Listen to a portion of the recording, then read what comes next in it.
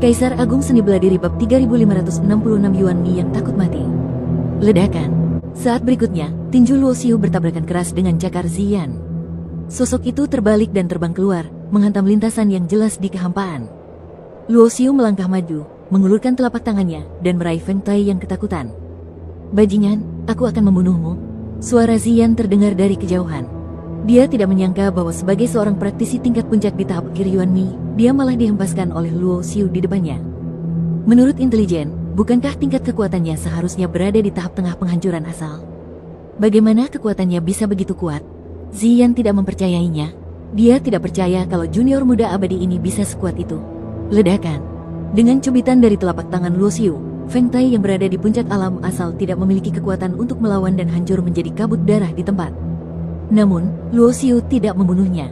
Sebaliknya, ia mempertahankan roh aslinya dan menyegelnya menjadi senjata ajaib. Komandan yang bertanggung jawab menjaga benteng pertahanan ternyata seorang pengkhianat. Hal semacam ini sungguh sangat buruk. Masalah ini harus diserahkan kepada kakak senior dan yang lainnya untuk ditangani. Pada saat yang sama, Luo Xiu menatap Ziyan yang murka dan hendak membunuh lagi. "Dengan kekuatanmu di tahap akhir alam penghancuran asal, kau tidak ragu untuk mengekspos Feng Tai sebagai bidak catur dan menyiapkan taktik pembunuhan untuk membunuhku," kata Luo Xiu. "Benar sekali. Meskipun aku tidak tahu bagaimana kau tiba-tiba mengeluarkan kekuatan yang begitu kejam, kau ditakdirkan untuk mati di tanganku, Ziyan." Ziyan mencibir. Ia merasa cukup jika hanya mengambil tindakan saja. Hei Mi tidak muncul hanya untuk menekan formasi, untuk mencegah Luo Xiu mencoba melarikan diri dan memotong rute pelariannya. Itu sempurna. Kesuksesan besar. Luo Xiu menggelengkan kepalanya. "Kecerdasanmu telah tertinggal. Akhir-akhir ini, aku telah meningkat. Aku tidak perlu meledak untuk mengguncang tahap akhir Origin Destruction. Kau ingin memasang jebakan untuk membunuhku, tetapi kau malah membunuh puluhan ribu kultivator abadi karenanya. Kau pantas mati. Karena kamu ingin melihatku meledak, maka aku akan meledak untukmu." Di tengah roda sumber, tingkat kekuatan Luo Xiu telah mencapai tingkat menengah penghancuran sumber. Sekarang, tingkat kultivasinya sudah pada tahap akhir roda sumber. Tentu saja mereka tidak sama seperti sebelumnya, dan tidak mungkin untuk tinggal diam. Kekuatan Tao meningkat seiring dengan peningkatan tingkat kultivasi. Dan saat ia bertambah kuat, kekuatan yang dapat ia pinjam dari pola kuno pun menjadi lebih kuat. Tidak perlu kekuatan pola kuno. Ia kemudian dapat bersaing langsung dengan Ziyan. Baru saja dia menggunakan sedikit kekuatan pola kuno untuk memukulnya.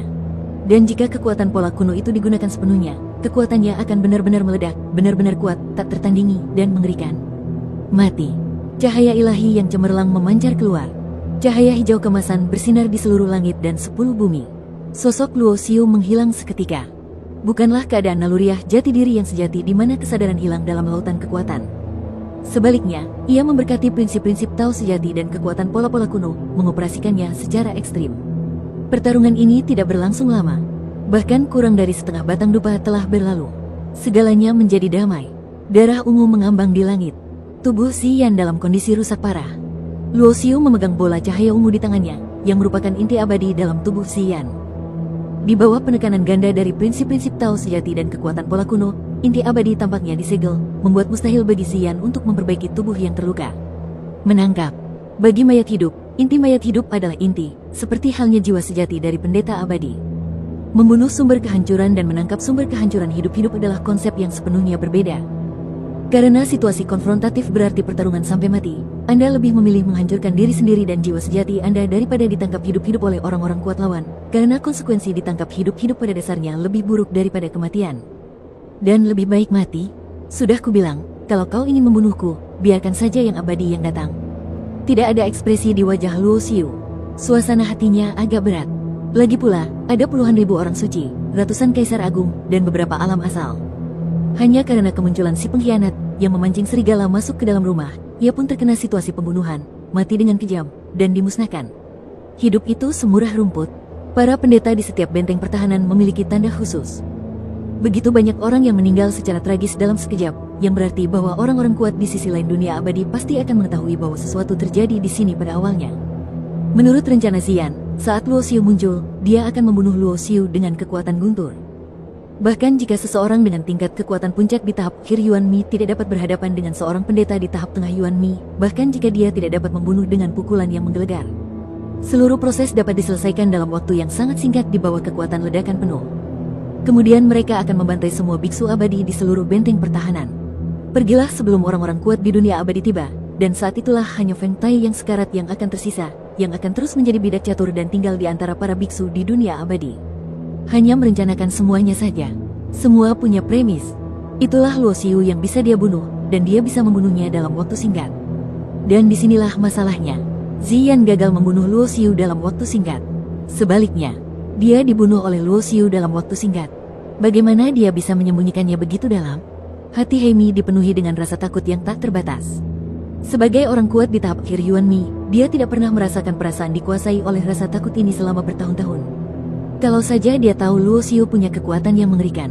Bahkan jika kepalanya ditendang oleh seekor keledai, dia tidak akan pernah mengikuti Ziyan ke sini untuk mati. Pada saat yang sama, Luo Xiu menggunakan kesadaran spiritualnya untuk membentuk informasi, dan melalui Liontin Gyo, dia memberitahu Yun Tianyu tentang apa yang terjadi di sini. Pandangannya tertuju pada bangunan benteng yang telah meledak menjadi reruntuhan. Saat Ziyan menyerbu keluar, sisa kekuatannya menghancurkan puluhan ribu kultivator abadi, dan benteng pun runtuh, tetapi lingkaran sihir penghancur kekosongan tetap utuh. Pada saat ini, prinsip Tao yang sebenarnya sedang berjalan. Mengandalkan kekhususan prinsip Tao, mata Luo Xiu berubah menjadi karakter Wan, melihat melalui ilusi dan menatap langsung ke sumbernya. Jadi dia melihat, dalam susunan pemadaman, ada pula metode pemadaman kekosongan. Dan pada saat ini, mata Heimi membelalak, dan suasana hatinya yang berubah drastis menyebabkan sisik-sisik hitam di tubuhnya terbuka dan tertutup serta bergetar, menimbulkan suara berderak. Ziyan sudah meninggal. Itu adalah eksistensi yang kuat pada tingkat puncak tahap akhir Yuan Mi, hanya selangkah lagi dari puncak Yuan Mi. Ketika dia melihat Luo Xiu berjalan di udara dan berjalan ke arahnya, terutama mata yang berubah menjadi rune menatapnya, tampaknya telah menembus penghalang formasi dan menguncinya dengan niat membunuh. Heimi merasa hatinya sabu-abu seperti kematian. Apakah kau akan keluar sendiri, atau kau akan membiarkanku mengalahkanmu? Luo Xiu berkata dengan dingin. Tidak, kalau ada yang ingin kau katakan, katakan saja. Heimi terkejut. Bagaimanapun, proses Luo Xiu membunuh Ziyan dengan paksa sangat mengerikan sehingga sulit baginya untuk memiliki ide perlawanan. Lingkaran sihir telah terbuka. Heimi yang agak ketakutan keluar dan menatap Luo Xiu. Tuan yang kuat, jika aku dapat membayar harga agar kau tidak membunuhku, aku akan membayar berapapun harganya. Tak seorang pun ingin mati. Khususnya bagi mereka yang telah berkultivasi hingga ke tingkatan sumber kehancuran, baik itu kultivasi pemusnahan maupun kultivasi keabadian. Beberapa di antara para pendeta itu mengkhianati keabadian dan menyerahkan diri untuk menghancurkan kehampaan karena takut mati, dan beberapa karena godaan keuntungan. Bab 3567 lebih dari sekedar horor. Konfrontasi dan konflik selama ribuan era yang kacau. Pemandangan serupa telah terjadi berkali-kali. Ada penggarap abadi yang ditangkap oleh muksu yang kuat, seperti Luo Xiu yang pernah secara tidak sengaja memasuki dunia muksu, dan melihat para biksu dunia abadi berkembang biak di sana dan termasuk dalam budak tingkat rendah. Eternal World juga menangkap sejumlah besar makhluk penghancur kehampaan, seperti Purgatory Star, yang digunakan sebagai tempat pengujian bagi orang-orang muda dan kuat. Di antara dua dunia itu, mereka saling mempelajari satu sama lain. Kombinasi antara keabadian dan jalan menuju kehancuran selalu disimpulkan oleh orang-orang kuat di kedua alam, dan ada pula kehidupan yang mempraktikkan jalan dari kedua alam tersebut. Mata Luo Xiu dipenuhi dengan niat membunuh. Apa gunanya menahanmu? Suaranya dingin dan sedingin es. Kematian tragis puluhan ribu biksu memberinya niat membunuh yang tak ada habisnya. Semua kultivator yang menghancurkan kehampaan harus mati. Pembunuhan yang tegas dan kejam selalu menjadi gayanya. Aku bisa menjadi tahanan, dan kau bisa menggunakanku untuk bertukar dengan dunia Mieksu dengan imbalan sejumlah sumber daya unik, kata Heimi. Orang kuat di alam penghancuran asal masih sangat berharga, terutama bagi seseorang seperti dia yang berada di tahap akhir Origin Destruction. Jika terjadi pertukaran, dunia abadi dapat memperoleh banyak sumber daya dari dunia abadi yang tidak tersedia di dunia abadi. Pertukaran serupa telah dilakukan berkali-kali. Kadang-kadang tujuannya adalah menghancurkan dunia virtual dan menebus yang kuat dengan sumber daya. Kadang-kadang orang kuat abadi ditangkap dan ditebus oleh dunia abadi. Oleh karena itu, Heimi berharap dapat bertahan hidup dengan cara ini tanpa mengalami kematian yang sia-sia.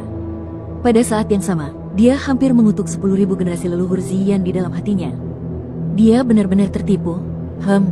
Luo Xiu yang awalnya berencana untuk menghajar Heimi sampai mati, sedikit mengernyit. Nilai suatu sumber pada tahap akhir kehancuran tidaklah kecil. Jika dia terbunuh, itu akan menjadi kerugian besar bagi dunia kehancuran, dan dapat meredam musuh yang kuat saat malapetaka terjadi di masa mendatang.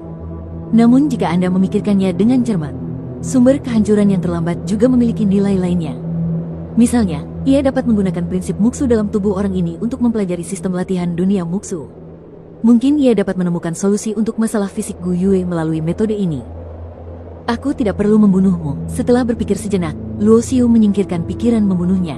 Dan ketika kata-kata ini sampai ke telinga Heimi, itu bagaikan suara alam. Selama dia tidak mati, dia akan memiliki kesempatan untuk kembali ke dunia Muxu di masa depan. Bahkan ketika perang antara kedua dunia pecah dan Miexu menghancurkan keabadian, dia masih bisa menjadi tokoh berpangkat tinggi. Namun ada masanya Anda perlu berkompromi, dan kesabaran akan habis. Jangan melawan, biarkan aku menanamkan batasan padamu, kata Luo Xiu. Bagus. Heimi mengangguk, tidak menyetujui hal ini, karena jalan keabadian dan Misu berbeda, jadi teknik terlarang di dunia keabadian sebenarnya hanya memiliki sedikit pengaruh padanya. Akan tetapi, Heimi masih menunjukkan pergulatan batinnya, mencoba membingungkan lawannya. Bahkan ada beberapa pikiran yang terlintas di benaknya, seperti memanfaatkan Luo Xiu untuk menanam batasan, mengejutkan si pembunuh, dan membunuhnya.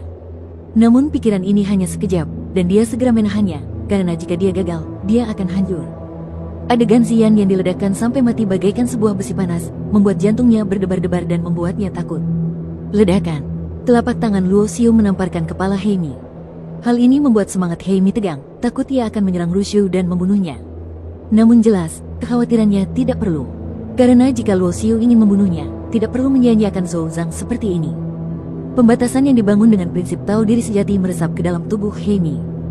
Dengan asumsi bahwa dia tidak melawan, Luo Xiu dengan cepat menemukan lokasi inti abadi di tubuhnya. Dia menggunakan prinsip tahu diri sejati untuk membatasinya dan menguncinya bersamanya.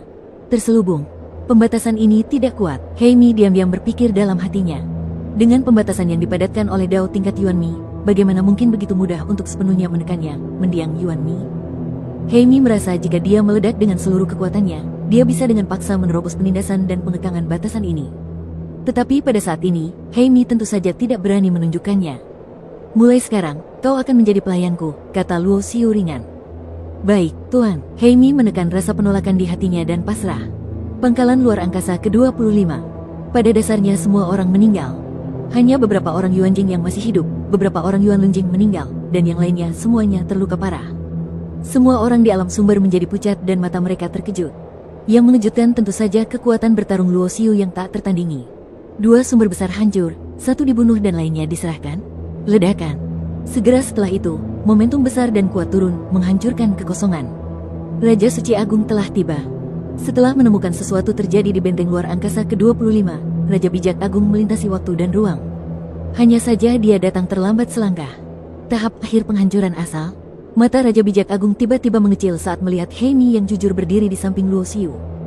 Untuk orang-orang kuat di dunia kehancuran, tentu saja ada catatan di dunia abadi, dan diantaranya adalah Heimi. Sumber kehancuran akhir yang sungguh berharga. Tahukah kamu, jika orang sekuat itu ditempatkan di dunia abadi, dia bisa masuk dalam 30 peringkat teratas daftar alam asal. Ekspresi Luo Xiu juga sedikit berubah. Karena kekuatan yang dia tunjukkan kali ini lebih kuat dari sebelumnya. Semakin kuat setiap saat, seolah tiada batas. Bahkan seorang raja abadi seperti Raja Bijak Agung tidak bisa tetap tenang. Berdasarkan pada biksu biasa, di atas biksu biasa, dia adalah seorang jenius. Di atas level jenius, dia adalah seorang anak ajaib. Di atas para jenius, ada yang jenius. Dia adalah seorang jenius yang tak terkalahkan, yang berdiri di atas para jenius di generasinya. Orang-orang seperti itu telah ada sepanjang zaman. Tapi Luo Xiu, levelnya tidak hanya di atas level para jenius di generasinya, tetapi jauh melampauinya. Dia tidak hanya selangkah lebih maju atau dua langkah, tetapi dia juga jauh dari para jenius di generasinya, sejauh jarak di antara mereka. Tetapi, meskipun demikian, apa yang dia perlihatkan tampaknya masih belum sepenuhnya mencerminkan kekuatannya. Begitu naluri jati diri sejati diaktifkan, itulah teror yang sesungguhnya. Bahkan Luo Xiu sendiri tidak tahu seberapa kuat dia nantinya jika dia mengandalkan instingnya dalam kondisi saat ini. Bahkan lebih sok lagi, tampaknya tidak butuh waktu lama baginya untuk mencapai tingkat kultivasi yang lebih tinggi dan melangkah ke tingkat dunia sumber. Semakin kuat dia, orang-orang yang menghancurkan dunia maya semakin ingin menyingkirkannya. Pertarungan Invincible Prodigy merupakan ronde pembunuhan pertama yang ditujukan kepadanya. Di domain suci agung berikutnya, dengan mengorbankan 7 alam sumber puncak secara paksa dipromosikan ke tingkat penghancuran sumber, yang merupakan babak pembunuhan kedua. Di gerbang Kaisar, begitu Yun Tianyu pergi, ada seorang kultivator Miexu yang mengancam dan mengujinya. Segera setelah itu, perangkap pembunuh lain dipasang di benteng luar angkasa ke-25. Lagi dan lagi. Tidak diragukan lagi bahwa rencana pembunuhan yang ditetapkan oleh dunia kehancuran terhadapnya tidak akan berakhir di sini.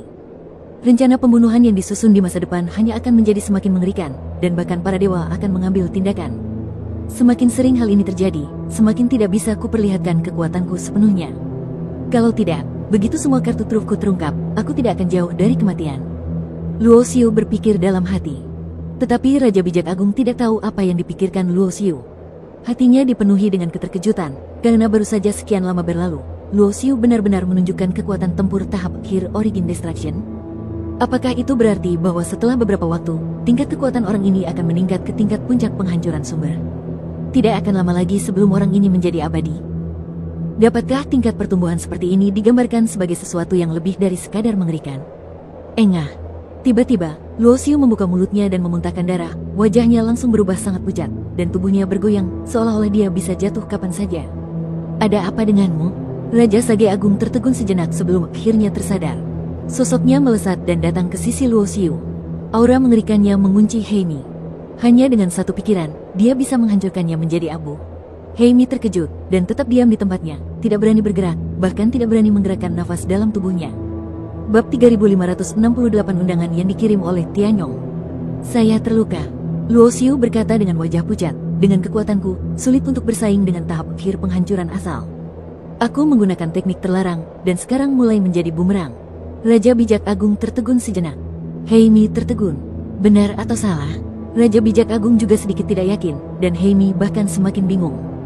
Namun jika kita menguraikannya menurut akal sehat, jika Luo Xiu benar-benar memiliki kekuatan untuk membunuh seseorang di puncak alam penghancuran asal akhir dalam waktu singkat, itu akan terlalu keterlaluan. Dan jika dia telah menggunakan semacam teknik terlarang yang membutuhkan harga tinggi, dan telah menggunakan kekuatan sumber kehancuran tingkat menengahnya untuk meledak, membunuh seorang kultivator sumber kehancuran tingkat akhir dengan cara seperti ini, itu akan menjadi penjelasan yang hampir tidak masuk akal. Tetapi, tidak peduli apakah Luo Xiu benar-benar terluka atau palsu, Raja Bijak Agung merasa lebih baik terluka. Lagi pula, jika dia tidak terluka dan dengan mudah membunuh Origin Destructor tahap akhir tanpa kerusakan apapun, bukankah semua pendeta di dunia akan menjadi gila jika kabar ini menyebar? Raja Bijak Agung datang sendiri. Di benteng luar angkasa ke-25, tenaga kerja segera dikirim untuk membangun kembali benteng tersebut. Di istana yang tidak hancur, Raja Bijak Agung memandang Luo Xiu yang tengah duduk bersila dan bermeditasi di seberangnya sambil memulihkan diri dari luka-lukanya, dengan ekspresi aneh di wajahnya. Aku bertanya padamu, Nak, apakah kau benar-benar terluka, atau kau pura-pura terluka? Tanya Raja Bijak Agung. Tentu saja itu benar. Luo Xiu membuka matanya dan menatap Raja Sage Agung di seberangnya dengan sangat serius. Senior juga harus tahu bahwa dengan kultivasi dan kekuatanku, mustahil untuk membunuh tahap akhir Origin Destruction. Teknik terlarang yang kulakukan dapat meningkatkan level kekuatanku secara signifikan, tetapi serangan baliknya juga sangat kuat. Setidaknya untuk waktu yang lama, aku akan berada dalam kondisi lemah, dan bahkan kultivasiku akan tertahan dan tidak dapat ditingkatkan. Tetapi, Raja Bijak Agung membuka mulutnya, tetapi pada akhirnya dia tidak mengatakan apa-apa. Dia hanya melirik Luo Xiu dengan penuh arti, lalu berbalik dan pergi. Mengingat cedera serius Luo Xiu, Raja Bijak Agung secara pribadi mengantar Luo Xiu kembali ke wilayah 9 surga. Pada saat yang sama, berita itu pun tersebar di dunia abadi. Beberapa pendeta berdiskusi di antara mereka sendiri bahwa apa yang terjadi di benteng luar angkasa ke-25 tidak diragukan lagi telah menjadi topik yang sangat hangat. Dan dalam beberapa tahun terakhir, hampir topik utama di seluruh dunia abadi adalah tentang Luo Xiu. Bagi dunia Miexu, apa yang terjadi di benteng luar angkasa ke-25 tidak diragukan lagi merupakan noda besar. Ini merupakan aib bagi banyak orang kuat di dunia Miexu. Dimensi hari ini, meskipun jumlah orangnya tidak banyak, burung pipit berukuran kecil tetapi memiliki semua organ dalamnya. Meskipun Luo Xiu, pemimpin gerbang kaisar, tampaknya merupakan penjaga toko yang tidak ikut campur, dia dapat mengetahui banyak informasi tentang dunia luar melalui gerbang kaisar, dan sumber informasi ini juga merupakan saluran yang dikendalikan oleh Yun Tianyu. Yun Tianyu sekarang memiliki status sebagai tetua tertinggi dari sekte kaisar. Kehadiran barang antik tua ini saja sudah cukup untuk membuat sekte kaisar, meskipun profilnya rendah, tetap menjadi salah satu sekte yang sangat sedikit orang berani memprovokasi di dunia abadi. Kekuatanku masih terlalu lemah. Jauh di dalam gerbang kaisar, Luo Xiu duduk bersila di dalam ruangan, matanya berkedip-kedip. Jika kekuatanku cukup kuat, mengapa aku harus menyembunyikannya, dan mengapa aku harus takut dengan rencana pembunuhan yang akan menghancurkan dunia virtual? Memikirkan hal ini, Luo Xiu menghela nafas. Dia telah berlatih selama ratusan ribu tahun dalam kehidupan ini. Meskipun dibandingkan dengan para pendeta di dunia abadi, dia hanya dapat dianggap sebagai pendeta muda setelah berlatih selama ratusan ribu tahun. Namun, ratusan ribu tahun sudah cukup lama. Dibandingkan dengan sebagian besar biksu, ratusan ribu tahun terakhir Luo Xiu sangat berliku-liku. Ia telah bangkit dari tingkat yang paling rendah hati dan telah mengalami banyak kesulitan serta pasang surut yang tak terhitung jumlahnya. Sekarang di dunia abadi, dia sudah dianggap sebagai orang yang kuat dengan reputasi yang baik. Setidaknya di permukaan, dia berada di peringkat teratas daftar Origin Realm, dan kekuatannya berada di atas banyak ahli tingkat Origin Destroyer. Namun Luo Xiu mengetahuinya dengan sangat baik. Seluruh dunia abadi tidak mungkin hanya menampung para ahli kuat yang ada di daftar alam asal. Yang disebut peringkat alam asal, kata Bang, mengacu pada panutan. Orang-orang kuat di peringkat alam asal memiliki identitas dan status yang luar biasa, dan mereka juga harus menginspirasi para biksu di bawah untuk bekerja keras dan membuat terobosan. Di antara berbagai kekuatan di dunia abadi, besar dan kecil, masih banyak yang kuat yang belum muncul di daftar Origin Realm. Bukan karena kekuatan mereka tidak dapat masuk dalam daftar Origin Realm, tetapi karena mereka bersikap rendah hati dan menunggu waktu yang tepat. Jika semua kekuatan dicurahkan pada sisi terang, saya khawatir sisi terang itu akan menjadi sasaran dunia kehancuran, dan mustahil untuk menahan dua perang dahsyat. Bahkan lebih sok lagi, daftar alam sumber hanya mencantumkan pendeta pada tingkat alam sumber. Alam sumber dibagi menjadi 3 alam utama, roda sumber, alam sumber, dan pemusnahan sumber. Para biksu biasa beranggapan bahwa di atas sumber kehancuran ada sang guru. Hal ini tidaklah demikian. Masih ada kesenjangan besar antara Yuan Mi dan dominasi, dan ada 2 tahap khusus pembangkit tenaga listrik, abadi dan raja abadi. Raja keabadian dan keabadian, antara asal kehancuran dan dominasi. Orang-orang kuat di atas tingkat keabadian tidak akan muncul dalam daftar alam asal. Hari ini, Luo Xiu masih berlatih. Sebuah undangan disampaikan kepadanya pada saat ini. Pemilik yang mengirim undangan ini. Nama belakang yang perlu diperhatikan adalah Tianyong. Banyak hal telah terjadi dalam beberapa tahun terakhir, yang pada dasarnya membuat Luo Xiu tidak dapat terganggu dan memikirkan hal lain.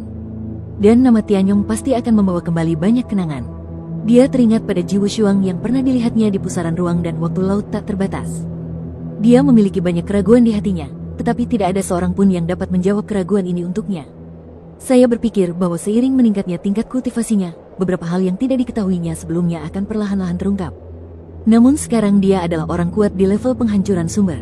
Tetapi apa yang saya tidak ketahui di masa lalu, saya juga tidak mengetahuinya sekarang.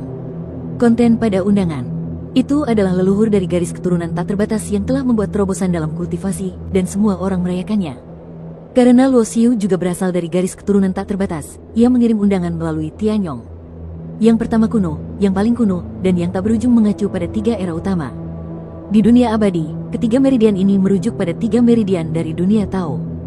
Tidak hanya ada alam Dao di dunia tanpa akhir, tetapi ada juga alam Dao di kuno awal dan paling kuno, yang berada pada tingkat lebih rendah dari keabadian dan dipisahkan oleh laut kekacauan. Di antara mereka, Cugu memiliki warisan terpanjang, dan sekarang dapat dianggap sebagai kekuatan yang relatif kuat di dunia abadi. Yang paling kuno berada di urutan kedua. Endless adalah yang terlemah. Dengan level Luo Xiu saat ini, dia secara alami dapat mengetahui beberapa hal, seperti garis keturunan yang tak ada habisnya saat ini, di antaranya leluhur dengan level kultivasi tertinggi sebelumnya berada di level puncak dunia sumber. Jadi sekarang terobosan dalam kultivasi seharusnya adalah bahwa ia telah memasuki alam penghancuran sumber, jadi tamu dari seluruh dunia diundang untuk merayakannya. Bagaimanapun, melangkah dari alam sumber ke alam penghancuran asal adalah perubahan yang mengguncang bumi. Status seluruh garis keturunan yang tak berujung juga dapat diubah dengannya.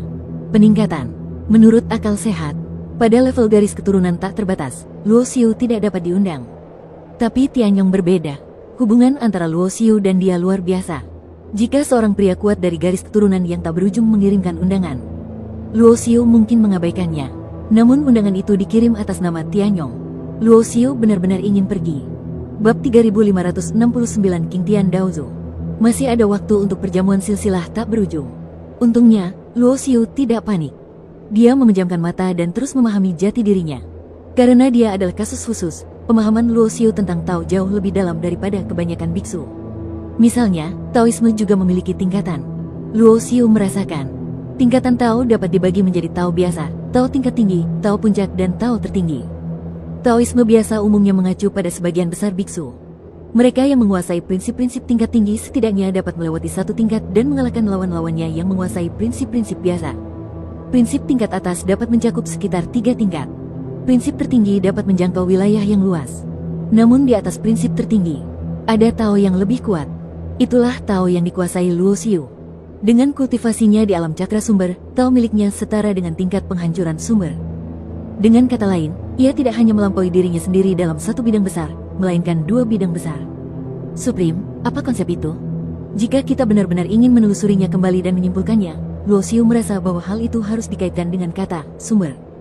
Apa yang disebut alam sumber mengacu pada asal-usul, yang melibatkan asal-usul cara-cara besar dunia. Namun biksu lainnya juga membutuhkan prinsip-prinsip Tao biasa, prinsip-prinsip Tao tingkat atas, atau bahkan prinsip-prinsip Tao tertinggi. Asal-usul yang mereka pahami dan kuasai adalah asal-usul cara-cara agung dunia. Dan asal-usul Luo Xiu adalah dirinya sendiri. Dengan kata lain, dia sendiri adalah asal-muasalnya, dia adalah jalan dunia, dan keinginannya adalah keinginan jalan dunia, satu-satunya diri yang sejati. Hanya aku yang sebenarnya, namun, di atas prinsip Tao, ada jenis kekuatan lain yang melampaui prinsip Tao. Bahkan jati dirinya pun tak dapat dibandingkan. Itulah kekuatan dalam pola kuno. Ketika Luo Xiu pertama kali memperoleh pola kuno asli, dia berpikir bahwa pola kuno asli adalah sesuatu yang diturunkan dari zaman paling kuno, dan levelnya tidak akan melampaui level sumber paling banyak. Namun kemudian dia mengetahuinya. Pola kuno yang asli dapat diwariskan dari zaman yang paling kuno, tetapi pola kuno yang asli haruslah sesuatu yang lebih tua dari zaman yang paling kuno. Legenda. Total ada 10 pola kuno asli. Hanya yang ini, ada kekuatan yang tak terbatas. Jika ke-10 hal itu disatukan, konsep macam apa itu? Dari zaman kuno hingga sekarang, saya belum pernah mendengar pola kuno lainnya. Mungkinkah itu? Dari 10 pola kuno, dialah satu-satunya yang tersisa. Atau apakah meskipun pola kuno lainnya ada, belum ada seorang pun yang menemukan kekuatan yang tersembunyi dalam pola kuno tersebut? Sebagian besar biksu menguasai prinsip-prinsip biasa, yang merupakan landasan dua dunia keabadian dan kehancuran. Beberapa orang telah menguasai prinsip-prinsip tingkat tinggi, dan mereka semua adalah yang terbaik dalam bidang yang sama, dan mereka termasuk dalam elit dari 2 orang terkuat di dunia. Mereka yang berada pada tingkat teratas Taoisme berada di atas alam sumber dan sesuai dengan tingkat keabadian. Jika prinsip tertinggi sesuai dengan tingkat dominasi, Luo Xiu merasa bahwa jati dirinya seharusnya sesuai dengan level Raja Dominasi dan Penguasa Jalan Raya. Dan kekuatan dalam pola kuno, tingkatan Lord of Annihilation. Kalau saja tidak terjadi sesuatu yang salah sejak awal mula tempat kelahirannya, suatu era dunia yang lengkap pasti sudah ada yang eksis di level Penguasa Jalan Agung sejak lama. Akan tetapi, karena terbaginya satu dunia menjadi 2 dan ketidaksempurnaan jalan menuju kehancuran dan keabadian, tidak ada seorang pun yang mampu mencapai jati diri sejati setelah bertahun-tahun lamanya. Beberapa orang berhasil membangun fondasi jalan mereka dengan jati diri mereka yang sebenarnya, tetapi hal itu sulit karena mereka memulainya dari arah yang salah sejak awal. Jika Anda ingin menciptakan jati diri Anda yang sejati, Anda hanya dapat bersatu. Semua dharma bersatu, dan diri sendiri menjadi sumbernya. Inilah jati diri sejati. Bukan jati diri sejati yang dipahami orang awam dengan mencari jalan lain dan menempuh jalan yang belum pernah ditempuh orang lain. Ini adalah pemahaman yang salah. Sebenarnya Luo Xiu sudah lama berada di jalan ini, baru kemudian ia meletakkan fondasinya selangkah demi selangkah. Awalnya, dia terjebak di puncak Kaisar Suci dan tidak bisa menerobos. Dia pikir dia telah kehilangan jalannya. Namun dia telah kehilangan kesempatan. Sampai rekan magang senior Yun Tianyu memberinya kesempatan ini. Kenaikannya bukan suatu kebetulan. Tanpa adanya presipitasi dan akumulasi masa lalu, tidak akan ada akumulasi berikutnya. Jalan kultivasi biksu lainnya adalah menggabungkan Tao mereka sendiri dengan Tao dunia dan berkomunikasi dengan kekuatan Tao dunia. Adapun jalan menuju kultivasinya, ia terus-menerus melunakkan tubuhnya, membentuk dirinya, dan melatih dirinya sebagai jalan besar. 2 jalan. Yang terakhir secara alami lebih kuat, tetapi sangat sulit untuk meninggalkannya. Yang pertama lebih mudah untuk dimasuki, terutama setelah mengintegrasikan spesies sumber tertinggi, masuknya sangat cepat. Namun, begitu Anda sungguh-sungguh menempuh jalan yang benar menuju jati diri Anda yang sejati, memang akan sulit pada tahap awal, tetapi akan ada kemajuan besar di masa mendatang, dan Anda akan dihargai dengan semua kesulitan itu. ... Waktu berlalu cepat. Hari ini, Luo Xiu keluar dari gerbang Kaisar dan menuju ke suatu tempat di domain 9 surga. Tempat ini disebut Wan Lintian. Ini adalah dunia yang diciptakan oleh yang kuat. Kalau kita katakan, bintang itu terdapat di dalam alam semesta, maka luasnya alam semesta yang kekal itu ibarat satu alam semesta, dan alam semesta yang banyak itu ibarat bintang-bintang. Tingkat dunia ibarat sebuah lingkaran di dalam lingkaran kecil, seperti lingkaran besar di dalam lingkaran kecil. Nenek moyang dari garis keturunan yang tak berujung. Namanya adalah Qingtian Daozu. Konon katanya ia menciptakan warisan kultivasi tiada akhir di dunia Tao, yang berujung pada masa depan di mana dunia Tao berkembang menjadi 3000 wilayah dan warisan pun berkembang pesat. Sejak transendensi dari dunia Tao, selama dinasti-dinasti terdahulu, orang-orang kuat yang telah berkultivasi hingga ke tingkat Kaisar Agung atau di atasnya telah keluar dari dunia Tao dan datang ke dunia abadi. Mereka semua berkumpul di sekitar leluhur Dao Qingtian. Di dunia abadi ini, di mana orang-orang kuat seperti awan, mereka telah membangun fondasi garis keturunan yang tak berujung. Karena itu, Bagi para biksu dari garis keturunan tak berujung, keberadaan King Tian Daozu bagaikan sebuah legenda. Wanlin Tian adalah tempat di mana garis keturunan yang tak berujung berada. Di sebuah istana yang megah, para tamu datang dan pergi dan suasananya sangat meriah. Kelahiran orang kuat di alam penghancur asal adalah peristiwa besar. Lagi pula, tidak banyak orang kuat di level ini. Begitu dia melangkah masuk, dia akan memenuhi syarat untuk masuk dalam peringkat alam asal, menjadi terkenal di seluruh dunia, dan menjadi terkenal di dunia. Tianyong, kamu mau pergi kemana? Sebagai murid dari garis keturunan yang tak terbatas, Tianyong kini dianggap telah mencapai tingkat kultivasi yang tinggi. Meskipun kualifikasinya masih relatif muda, dalam hal status, ia dapat dibandingkan dengan banyak biksu yang telah berlatih selama puluhan juta tahun. Seorang kultivator wanita melihat Tianyong ingin keluar, jadi dia meraihnya dan bertanya. Kultivator wanita ini berpakaian sangat indah. Di antara banyak kultivator dari garis keturunan yang tak terbatas, Tianyong ingin memanggilnya kakak perempuan. Dia memiliki tingkat kultivasi kaisar puncak. 12 makhluk tertinggi semuanya telah mencapai pencerahan dan memasuki tingkat alam sumber satu demi satu. Kultivasi Tianyong sekarang berada di puncak kaisar agung, dan dia tidak pernah mampu menemukan kesempatan untuk melakukan terobosan. Di satu pihak, hal ini terjadi karena garis keturunan yang tidak ada habisnya tidak dapat menyediakan sumber daya yang cukup. Sebagian besar sumber daya pavilion abadi dan istana abadi diarahkan kepada 12 dewa tertinggi. Meskipun praktiknya tentang Avenue of Time sangat dihargai, realisasi Avenue of Time pada dasarnya sulit. Oleh karena itu, masuknya dia ke negara itu agak tertinggal, tidak mampu mengejar 12 tertinggi. Aku akan menjemput seorang teman, kata Tianyong. Hah, ketika kultivator wanita itu mendengar ini, dia langsung tertarik dan berkedip. Aku juga mendengar bahwa kamu mengundang seseorang untuk menghadiri perjamuan promosi leluhur. Bukankah itu pendamping taumu? Bab 3570 lama tidak bertemu. Kakak senior Lu, ini masalah pribadiku. Tianyong tersenyum dan tidak berkomitmen. Faktanya, selama bertahun-tahun, kenangan-kenangan yang sesekali muncul dalam pikirannya seperti pecahan-pecahan, membuat Tianyong mengerti banyak hal. Kultivator wanita bermarga Lu, bernama Luwen, segera menunjukkan ketidaksenangan saat mendengar kata-kata Tianyong. Kakak senior, aku melakukan ini demi kebaikanmu sendiri. Kamu memiliki bakat dan kualifikasi yang luar biasa. Tidak ada kultivator di dunia ini yang dapat menandingimu. Tidak banyak, jadi kamu harus berhati-hati saat memilih pendamping Tao. Terima kasih atas perhatianmu, kakak senior. Tianyong mengangguk. Setelah itu, Tianyong berjalan menuju luar istana. Datanglah ke Wanlin Tianwei. Sosok yang dikenalnya dan telah lama tidak dilihatnya muncul di pandangannya. Tidak ada instrumen terbang yang mewah, ataupun jajaran pendamping yang kuat. Dia begitu sendirian, datang melalui udara, seperti pengembara kesepian dalam kehampaan yang kacau. Sudah lama tidak bertemu denganmu. Luo Xiu mendatangi Tianyong dan menatap matanya sambil tersenyum. Berbeda dari masa lalu. Menatap Tianyong sekarang, mata itu terasa familiar baginya dan membawa kembali banyak kenangan. Ya, lama tidak berjumpa. Tianyong juga tersenyum, dan cara dia memandang Luo Xiu juga sangat berbeda dari masa lalu. Dalam keadaan linglung, rasanya seperti waktu kembali ke masa lalu. Keduanya adalah Luo Xiu dan Tianyong. Itu juga Tai Sangking dan Tianyong. Sudah lama tidak bertemu denganmu. Ini memiliki arti yang berbeda. Bukannya kita tidak bertemu selama beberapa tahun terakhir. Namun hal itu telah berlangsung selama bertahun-tahun dan tidak terlihat lagi dalam waktu yang lama. Pada saat ini, Luo Xiu mengerti sesuatu. Tianyong seharusnya sudah memulihkan beberapa ingatannya. Ada banyak hal yang ingin saya katakan. Namun, inilah saatnya. Segala sesuatunya tidak terucapkan. Luo Xiu perlahan mengangkat tangannya, ingin menyentuh pipi Tianyong. Mungkin gerakan Luo Xiu agak terlalu lambat.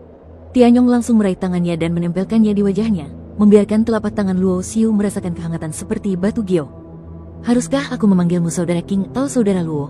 Tianyong menatap Luo Xiu dan berkedip. Pada saat ini, dia tampaknya telah berubah menjadi orang yang berbeda.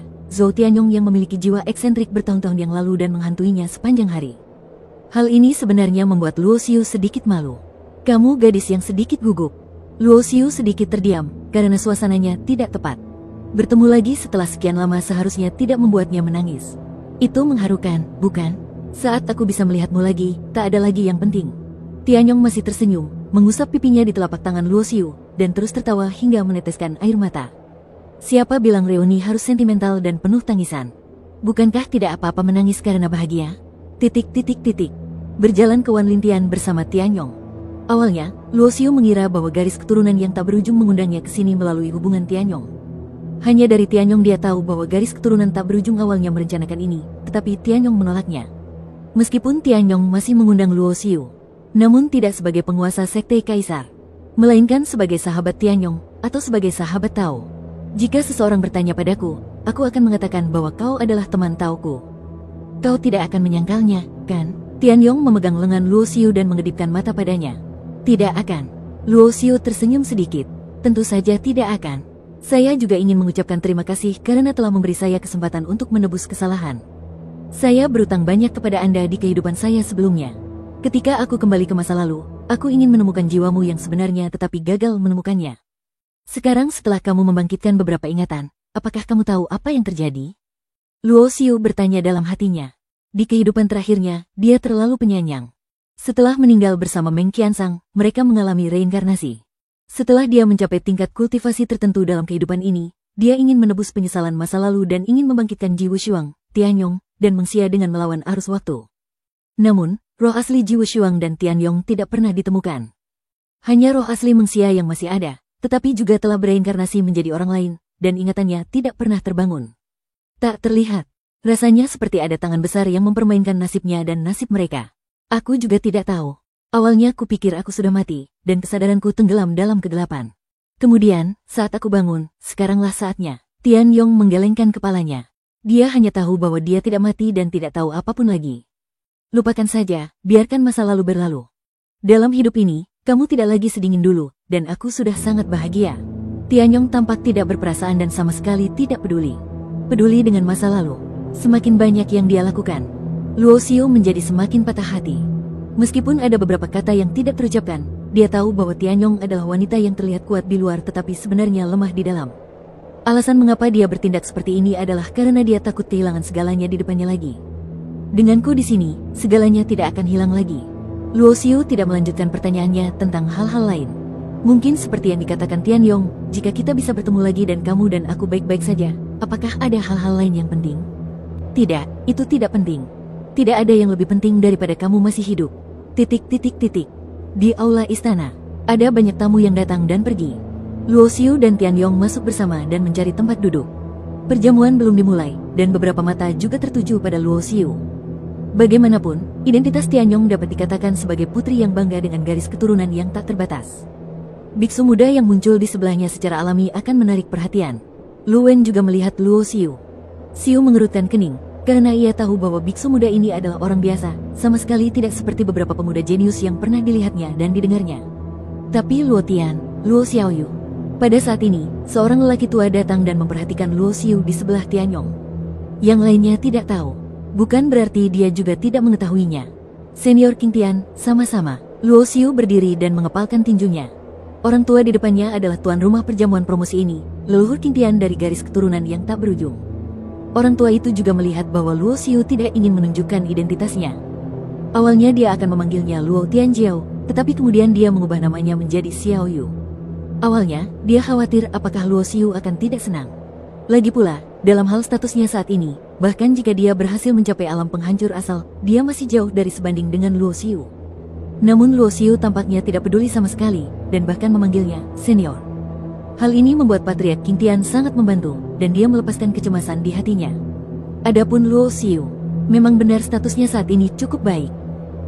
Tetapi Patriark King Tian, bagaimanapun juga, adalah seorang lelaki tua dengan garis keturunan yang tak berujung, dan dia tetap perlu memiliki etika yang tepat. Terlebih lagi, Tianyong telah berada dalam garis keturunan yang tak berujung selama bertahun-tahun, dan dia juga telah menerima perhatian dan perawatan yang besar.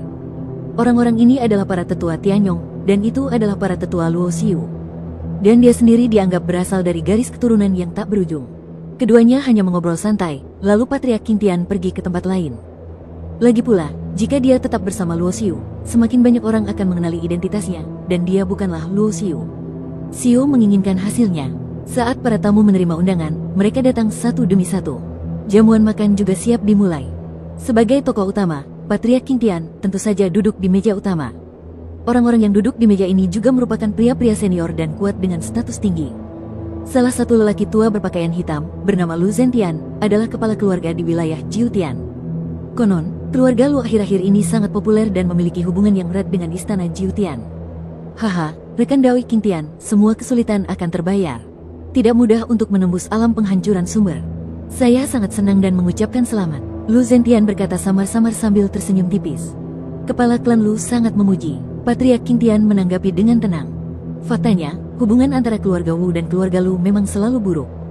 Dalam hal persaingan memperebutkan sejumlah sumber daya, mereka bahkan bisa dikatakan sebagai musuh bebuyutan.